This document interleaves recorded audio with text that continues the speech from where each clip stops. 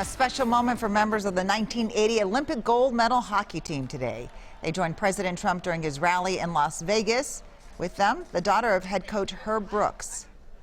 I'm honored that his legacy still is alive today, and he would be proud to be here with you all. In my personal opinion, he would have been a Trump fan.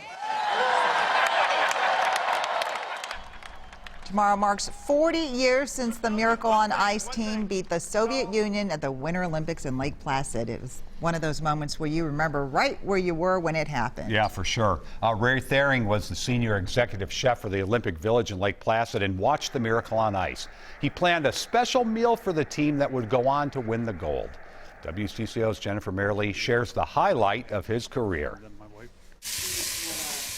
Ray Thering fondly recalls preparing 3 meals a day for thousands of athletes from around the world competing in Lake Placid. And this was the series of menus. As the senior executive chef of Olympic Village, he helped fuel the athletes, giving them strength to compete.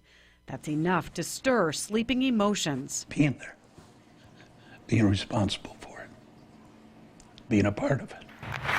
But it's the hockey that truly captured his heart at the 1980 Olympics.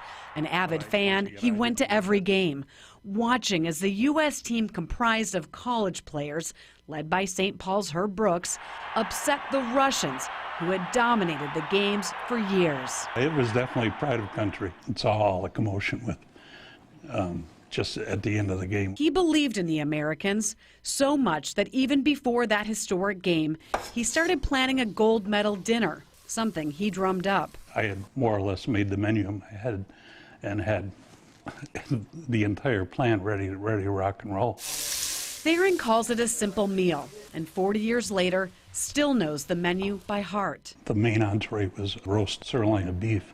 How was it? It was very easy and very joyous. This treasured picture shows Thering with Brooks, hours after the team beat Finland to win gold. He prepared the meal and then ate with the team, rejoicing in their moment. The whole thing as they celebrated on the ice, that was just taken over and expanded with their family. For them to be able to celebrate that, it was...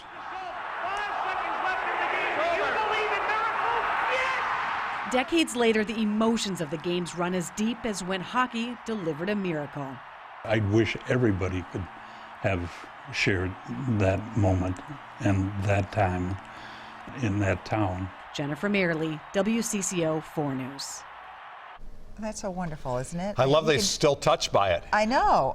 He was there. So all of us who've watched it, you still get touched by it when you see the video of it. Get a little goosebump over that. It's awesome. Get this, Ray went on to carry the torch in the '96 Olympics in Atlanta, and he was chosen because of the 1980 Games connection. And tomorrow he's taking part in the Greatest Day celebration in St. Paul. That parade is at 1 o'clock, but there's a whole full day of events as well. Yes, there is, and we have the schedule at WCCO.com. And hopefully there's a big crowd because the weather's going to be fine. It's going to be perfect, it's going to right? cooperate.